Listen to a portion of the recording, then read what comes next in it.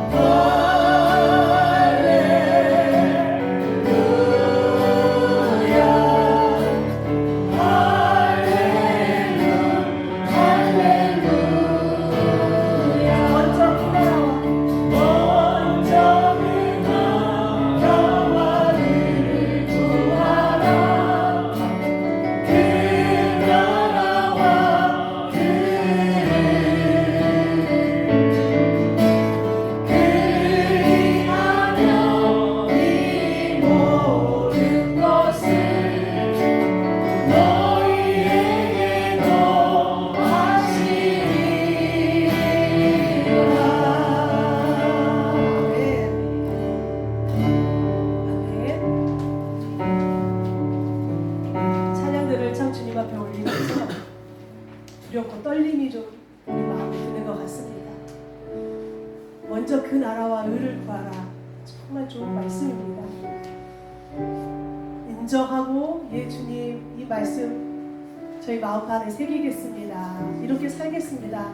참 고백은 하지만 우리의 삶은 우리 주님보다 어찌 보면 금은보다 더 귀한 것이 예수 그리스도라고 우리가 찬양 고백은 했지만 그 주님보다 앞서는 게 금은이고 그 주님보다 앞서는 게 세상의 지식과 잘 되는 것이지 않을까요? 아침에 이런 묵상을 해봅니다. 여러분에게 우리 하나님은 몇 달란트를 주셨을까요? 우리 조미선 집사님에게는 몇 달란트를 주신 것 같아요?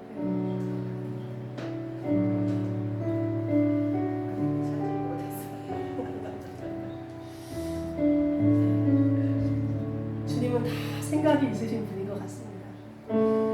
우리 각자에게 맞춰서 우리 주님은 분명히 맞는 맞춤의 달란트를 주셨고 그 달란트를 남기기를 원하십니다.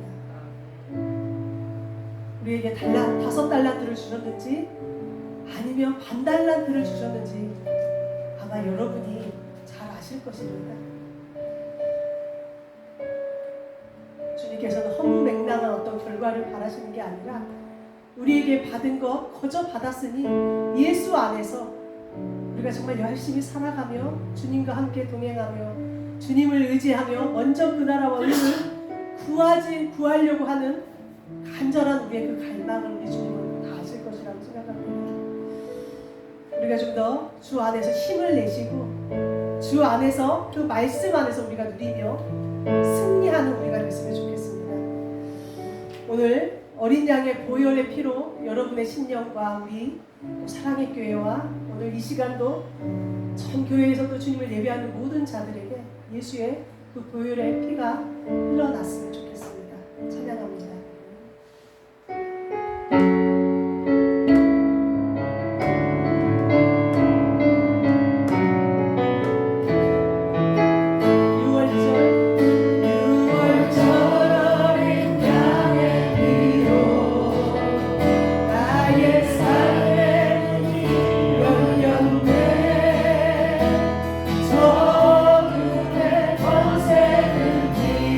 없네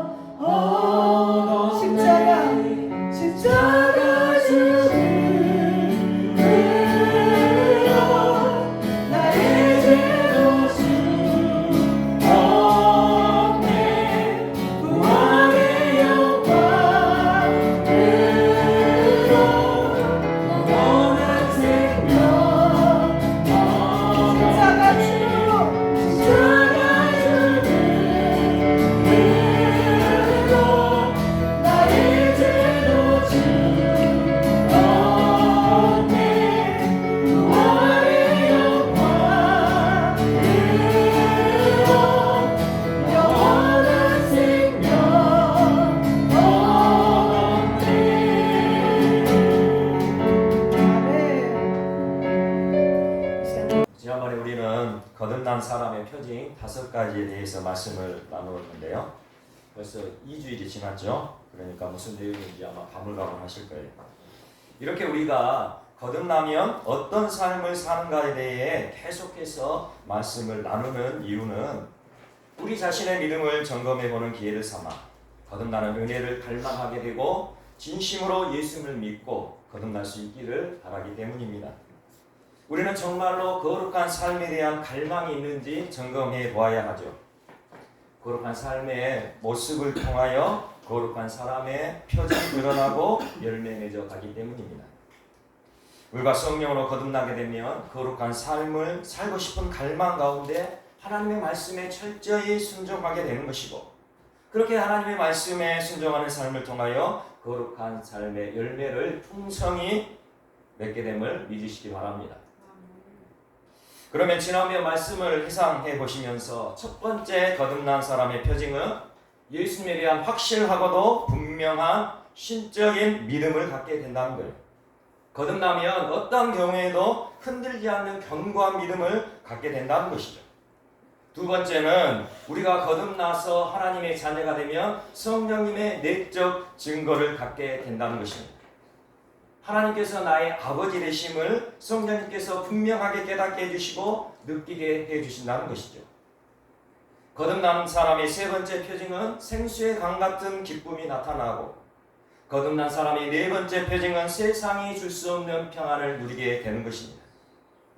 거듭난 사람의 다섯 번째 표징은 기쁨으로 하나님을 찬미하게 되죠. 하나님의 아름다우신, 하나님의 위대하심을 기뻐하며 찬양하게 되는 것입니다. 이어서 오늘은 또 다섯 가지 거듭난 사람의 표징에 대해서 말씀을 나눌 것인데요. 거듭난 사람의 여섯 번째 표징은 하나님의 성품을 갖게 된다는 것입니다. 태초에 하나님의 형상과 모양으로 빚어진 아담과 하와는 하나님의 성품을 그대로 간직하였죠. 그러나 아담과 하와가 죄를 저질렀을 때에 하나님의 성품에 죄가 물들어지고 결국 하나님의 성품을 다 잃어버렸습니다. 태초 에돔 동산, 아담과 하와가 하나님께 불순종하고 하나님을 반역하며 하나님께 죄를 저질렀을 때 그들의 모습을 한번 보십시오. 자신들이 저지른 죄악을 서로에게 떠넘기는 볼상스러운 모습을 연출하고 있습니다. 아담은 하나님의 이름까지 들먹이며 하나님께서 주신 저 하와가 선악과를 먹게 했다. 그래서 내가 선악과를 먹는 죄를 저질렀다. 자신의 죄를 화에게 떠넘기죠. 그리고 화는 어떻습니까? 화는 저 뱀 때문에 선악과를 먹게 되었다고 자신의 죄를 뱀에게 떠넘기기에 급급하죠. 하나님의 성품이 깨어져 버린 인간의 모습은 지금도 마찬가지 아닙니까? 내 자신이 저지른, 내 자신이 범죄한 그것에 대해 여전히 남탓하고 있으니까요.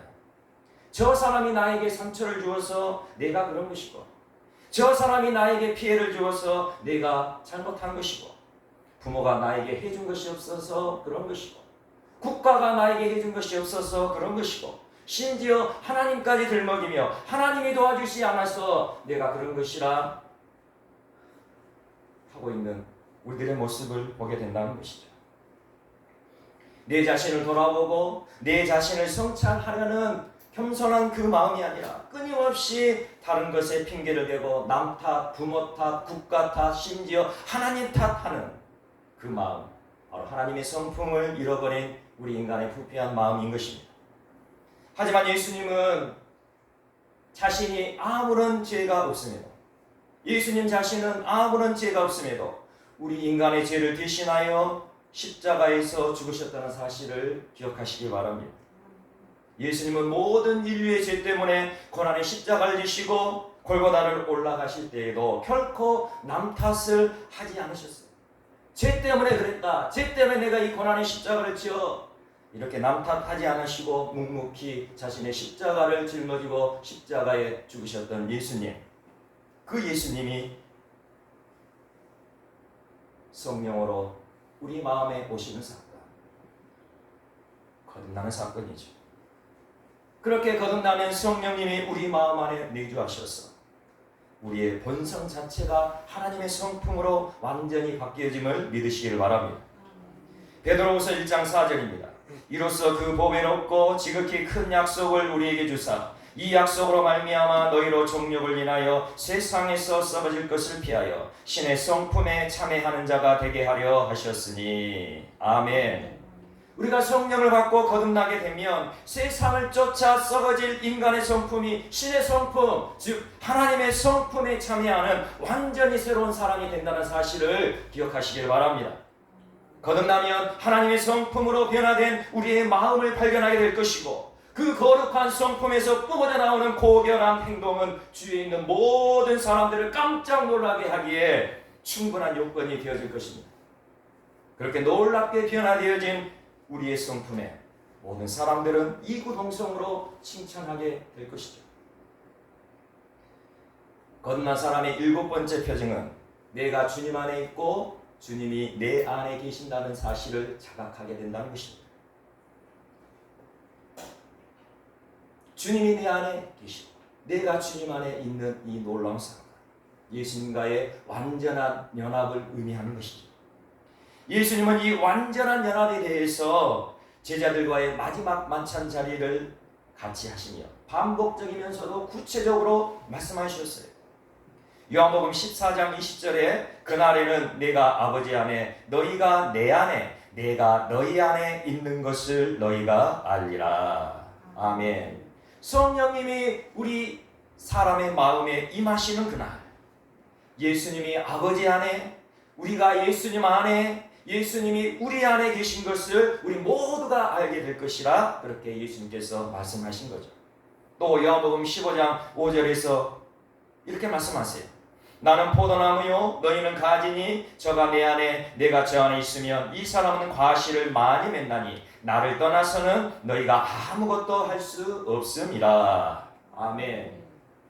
우리가 거듭나게 되면 예수님은 포도나무이시고 우리는 가지로서 내가 주님 안에 있고 주님은 내 안에 계신 것을 분명하게 인식하게 되는 것이에요. 예수님은 살아생전에 보혜사 성령께서 이 땅에 오실 것을 분명히 약속하셨습니다.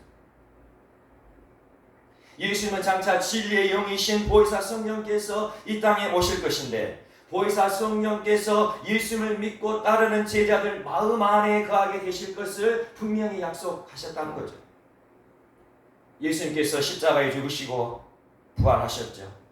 그 부활하신 예수님이 성령으로 오셔서 예수님을 믿고 따르는 제자들을 그와 같이 내버려두지 아니하고 영원히 함께 하시겠다고 약속하셨던 거예요. 성령으로 오신 예수님, 거듭난 사람 안에 반드시 오십니다. 그리고 영원히 함께 하실 것입니다. 그래서 내가 주님 안에 있고 주님이 내 안에 계심을 매일매일 느끼고 경험하며 살아가게 될 것입니다. 거듭난 사람의 8번째 표징은 하나님의 사랑이 부어짐으로 하나님을 사랑하고 성도들을 사랑하게 되는 것이죠. 하나님을 사랑하고 성도들을 사랑하는 이 사랑은 거듭난 삶의 가장 큰 특징이자 가장 중요한 특징임을 알아야 됩니다. 왜냐하면 하나님은 사랑이시기 때문이죠. 하나님은 우리 인간이 구원할 만한 가치가 있어서 구원의 은혜를 베풀어 주시는 것이 아님을 우리는 정확히 알아야 합니다.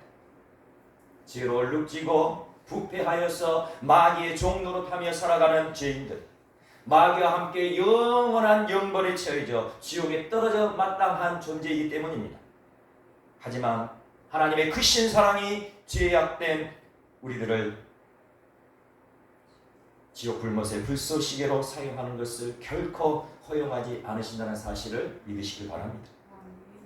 로마서 5장 8절에서 우리가 아직 죄인 되었을 때에 그리스도께서 우리를 위하여 죽으심으로 하나님께서 우리에 대한 자기의 사랑을 확증하셨느니라고 말씀하시기 때문입니다. 우리가 아직 죄인 되었을 때에 그리스도께서 우리를 위하여 죽으심으로 하나님께서 우리에 대한 자기의 사랑을 확증하셨느니라 그렇게 분명히 말씀하고 계세요. 이처럼 하나님께서 우리를 사랑하시는 것은 하나님처럼 우리가 완전하기 때문이 아니에요. 하나님께서 우리를 사랑하시는 것은 우리가 하나님 나라를 위해 특별한 공로가 있기 때문이 아니라는 것입니다.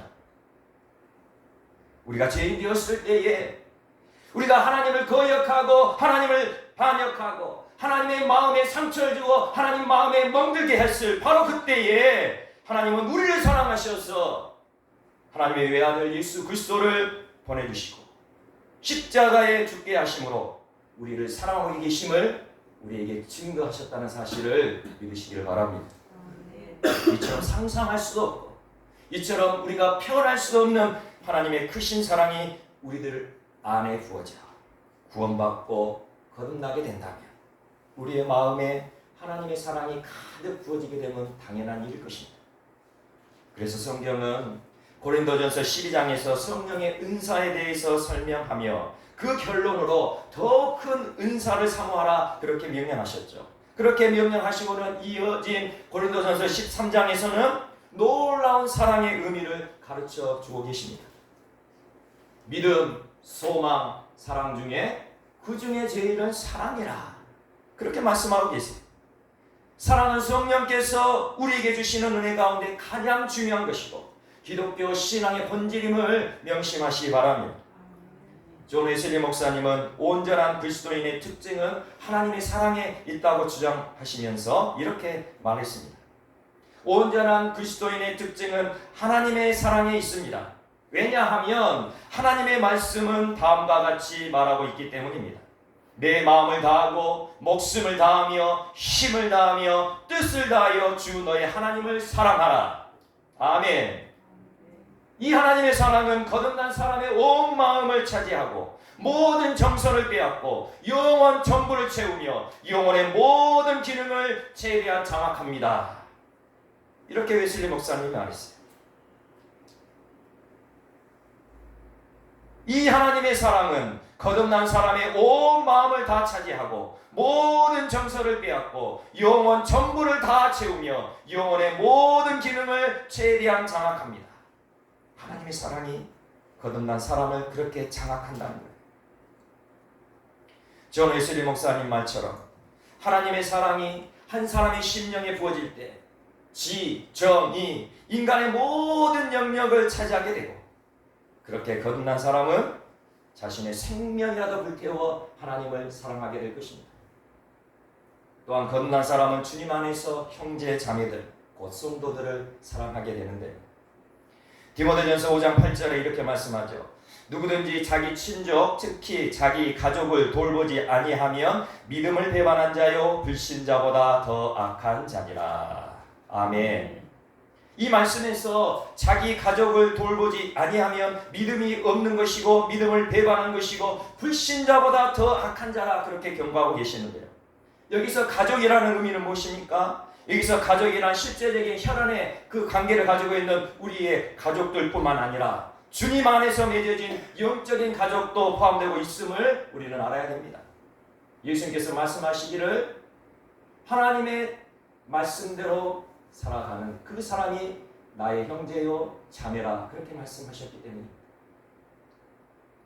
또한 갈라디아서 6장 10절에 그러므로 우리는 기회 있는 대로 모든 이에게 착한 일을 하되 더욱 믿음의 가정들에게 할지니라 말씀하시죠.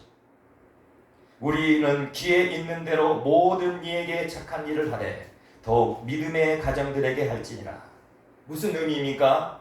그리스도인은 모든 이에게 사랑을 베풀고 나누는 착한 일을 해야 하죠.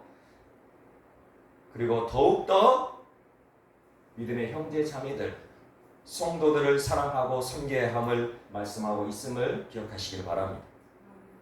그러므로 거듭난 사람은 믿음의 형제 자매들, 성도들을 더욱 사랑하는 일은 아주 자연스러운 일이 되어지는 것이죠.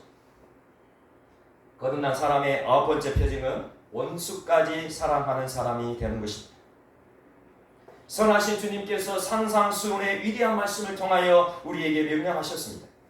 마태복음 5장 43절에서 44절입니다. 또 내 이웃을 사랑하고 내 원수를 미워하라 하였다는 것을 너희가 들었으나 나는 너희에게 예수님이 우리에게 이르노니 너희 원수를 사랑하며 너희를 박해하는 자를 위하여 기도하라. 아멘. 물과 성령으로 거듭난 사람이라면 주님의 이 위대하신 명령을 지킬 수 있게 되는 것입니다. 이것은 예수님 자신을 십자가에 못 박으라, 예수님을 십자가에 못 박으라 그렇게 외치던 사람들조차 용서하시고 사랑하셨던 예수님의 영이 거듭난 사람 마음 안에 성령으로 임하고 계시기 때문인 거죠. 사도 바울 이후 최고의 복음 전도자라 불려진 조지 필드 목사님은 이렇게 말했습니다.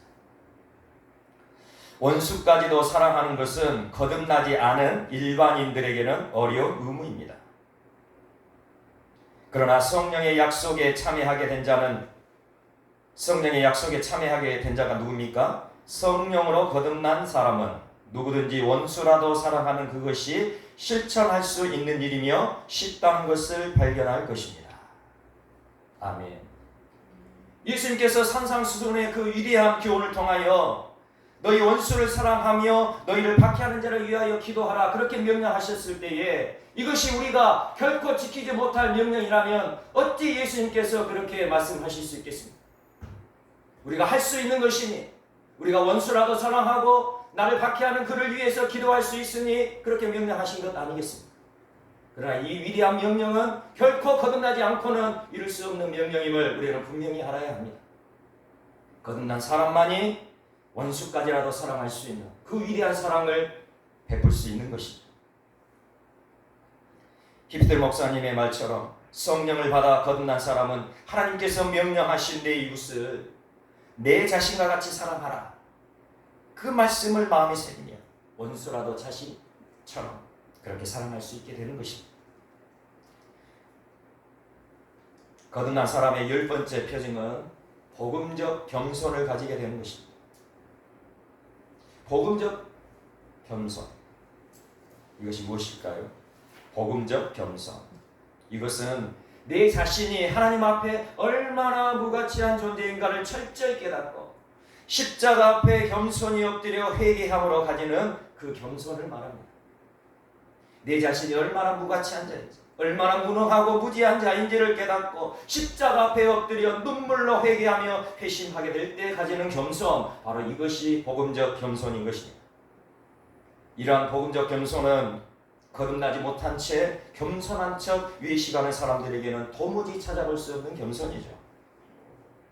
거듭나지 못한 사람도 외식으로 겸손한 척 할 수는 있다는 거예요.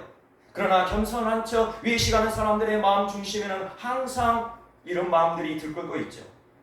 다른 사람들보다 높임받고 싶고 다른 사람들보다 인정받고 싶고 대우받고 싶은 마음들이 겸손한 척 외식하는 사람들 마음에 가득 채워져 있다는 것입니다. 그래서 그들은 자기 자신을 낮추고 자기를 부인하는 것을 죽는 것보다도 더 싫어하는 것이죠.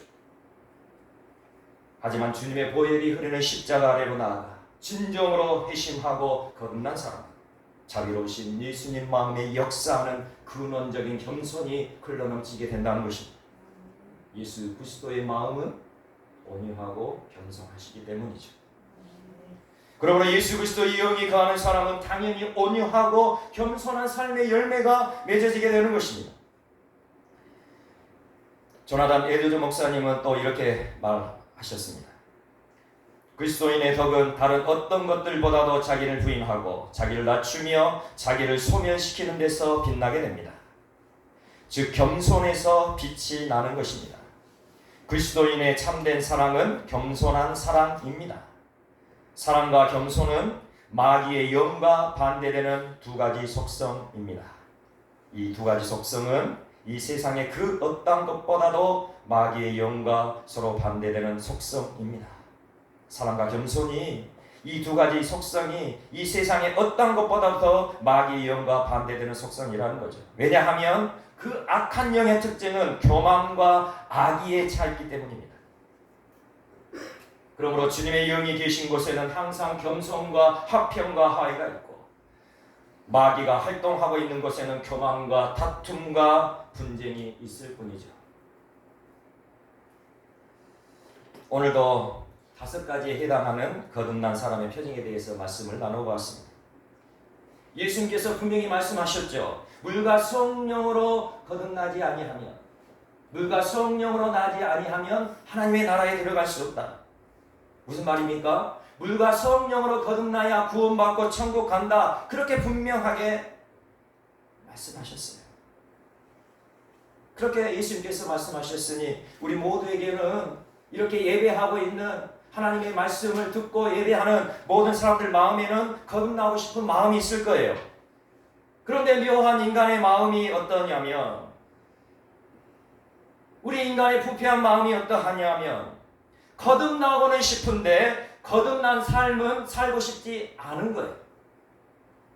이게 무슨 말이냐면, 천국은 가고 싶은데 내 삶을 다 하나님께 드리고 싶지는 않다는 거예요. 내 자신을 부인하고 내 것을 다 양보하고 세상 즐거움을 다 포기하면 무슨 재미로 세상을 살아가냐는 거죠.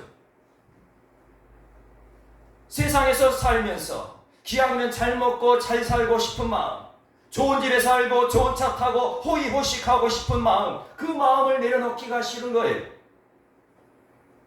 거듭나면 원수라도 사랑해야 하는데 복수를 해도 시원치 않을 그 원수를 어떻게 사랑하며 살아가냐, 그러는 거죠. 그런데 말입니다, 이러한 세상적이고 이기적인 마음은 어디에서 오는가를 분별해야 합니다. 천국을 가고 싶으면서 하나님께 내 삶을 다 드리고 싶지 않은 이 마음들, 내 자신을 부인하고 내 것을 다 양보하고 세상 즐거움 다 포기하면 무슨 재미로 세상 살아가냐, 그런 마음들, 잘 먹고 잘 살고 싶은 마음, 좋은 집 살고 좋은 차 타고 싶고 호의호식하고 싶은 마음, 그러면서도 여전히 천국 가고 싶은 마음, 이 세상적이고 이기적인 마음이 어디서 오는지를 우리는 분별해야 하는 거예요. 어디서 오는 것입니까? 악한 마귀가 주는 미혹인 것을 우리는 분명히 알아야 하는 것입니다. 우리의 삶을 끊임없이 세상에 묶이게 하고 우리의 감정을 붙들러서 마귀의 종노릇하며 평생을 살아가게 하려는 원수 마귀의 흉악한 계책에 우리는 넘어가서는 안 될 것입니다. 세상 즐거움에 빠져 살아가는 결과 멸망뿐이에요. 사랑하지 않고 이기적인 삶을 살아가는 그 결과 고통으로 가득 찬 심판뿐임을 명심하시기 바랍니다. 하지만 거듭난 사람의 삶은 이 땅에서도 하나님의 나라를 누려가는 삶임을 명심하시기 바랍니다. 거듭난 사람의 삶, 저 영원한 천국 가서 그 천국을 누려가는 삶뿐만 아니라 이 땅에서도 하나님 나라 천국을 누려가는 삶이 된다는 거예요. 어지러운 세상의 모든 것 중에 자유할 수 있는 삶, 우리 인간의 감정의 굴레에서 벗어난 평강이 흘러넘치는 삶, 바로 그것이 거듭난 삶인 것이죠. 아마 이것은 일상의 작은 순간순간마다 하나님께서 주시는 그 작은 은혜들을 경험해본 사람들은 충분히 이해가 될 것입니다. 어지러운 세상 가운데 자유함이 있는 삶, 인간의 그 굴곡진 삶의 그 한가운데서 내 감정의 굴레에 묶여있지 않고 평강이 넘쳐 흐르는 삶, 그 삶을 경험해 본 사람은 이해하게 될 거예요. 예배를 드릴 때, 기도할 때, 말씀을 읽을 때, 충성하고 헌신할 때, 사랑하고 섬길 때, 이 일상의 작은 순간들마다 은혜를 받게 될 때 얼마나 기쁘고 얼마나 만족한 마음들이 생겨났습니까? 그런데 문제는 그 기쁨과 만족함이 얼마 가지 않는다는 거예요. 하나님께서 은혜를 주실 때는 기쁘고 만족한데 시간이 조금만 지나면 그 모든 기쁨과 만족함이 사라져버리는 것이 문제죠. 하지만 거듭나면 그 기쁨과 만족함이 일생을 살아가는 동안 하나님 품에 안기는 그 순간까지 지속된다는 사실을 기억하시길 바랍니다. 지속되는 정도가 아니라 그 기쁨과 만족함은 점점 더 커져가고 확대되어 가는 것이죠. 오늘 본문 말씀 20절 말씀 우리 한번 같이 보도록 하겠습니다. 20절입니다. 본문 말씀 20절입니다. 시작. 이러므로 그들의 열매로 그들을 알리라. 아멘. 이러므로 그들의 열매로 그들을 알리라. 좋은 나무가 좋은 열매 맺히고 나쁜 나무는 나쁜 열매를 맺힐 수밖에 없다는 거죠. 그들의 열매로 그들이 좋은 나무인지 나쁜 나무인지, 그들의 열매로 그가 거듭난 사람인지 거듭나지 못한 불신자인지가 분별된다는 것입니다. 거듭나게 되면 그 거룩한 삶의 열매로 알아보게 되는 거예요. 나무가 열매를 맺게 될 때 첫 열매는 어떻습니까? 첫 열매는 보잘것없고 열매가 많이 열리지도 않죠. 그러나 그 다음 해가 되면 또 그 다음 해가 되면 그 해가 거듭할수록 좋은 나무는 더 풍성한 열매를 맺게 되는 것입니다. 거듭난 사람의 거룩한 삶의 열매도 마찬가지입니다. 진정으로 거듭나서 예수님의 생명이 부어진 삶, 날이 갈수록 더 풍성하고 아름다운 삶의 열매들을 맺게 되는 것이죠.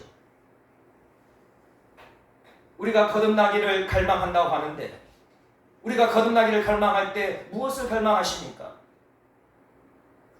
단순히 우리가 거듭나서 천국 가기를 갈망하는 그 정도이십니까? 거듭나기를 갈망한다는 것, 거듭난 사람이 살아가는 그 한 가지 한 가지의 삶에 대한 갈망을 갖게 되었다는 것임을 명심하시기 바랍니다. 그저 내가 거듭나서 천국 가서 영원히 행복히 살아간다, 그것을 갈망하는 것이 아니라 우리가 거듭나기를 갈망한다는 것은 이 땅 가운데서 거듭난 삶을 살아가기를 갈망하게 된다는 거예요.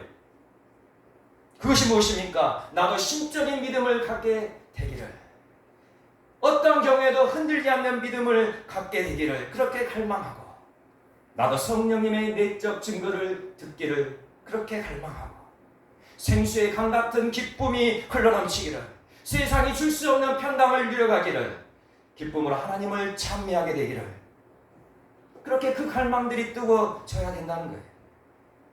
하나님의 성품이 회복되어지고 내가 주님 안에 있고 주님이 내 안에 계심을 확신하고, 그렇게 주님과의 완전한 연합을 갈망하고, 하나님을 사랑하고 믿음 안에서 형제 자매들 성도들을 사랑하기를 그렇게 갈망하고, 원수까지도 사랑하기를 그렇게 원하며 복음적 겸손을 갖게 되기를 갈망할 때에 그 모든 갈망 가운데 역사하시는 하나님, 그 모든 갈망 가운데 역사하시는 성령께서 우리를 반드시 거듭나게 하실 것입니다. 그것을 믿고 우리는 기도해야 하는 거예요. 우리는 거듭나야 구원받고 천국 가는 것입니다. 물과 성령으로 거듭나서 거룩한 삶의 열매를 맺고자 하는 이 소망, 물과 성령으로 거듭나서 날마다 거룩한 삶의 열매를 맺고자 하는 이 거룩한 소망과 갈망 가운데 우리는 기도해야 되는 거예요. 그렇게 기도할 때에 십자가의 사랑이 우리의 심령에 부어지고 하나님의 그 크신 사랑이 우리의 마음에 반드시 부어질 것입니다. 그렇게 거듭나서 풍성하고 아름다운 삶의 열매, 날마다의 삶이 감격과 감동으로 벅차오는 우리 모두가 되셔서 이 땅에서의 삶뿐만 아니라 영원한 하나님 나라, 우리를 기다리고 계시는 하나님 품에 온전히 안겨 천국으로 들어갈 수 있는 우리 모두가 되시기를 간절히 축원합니다.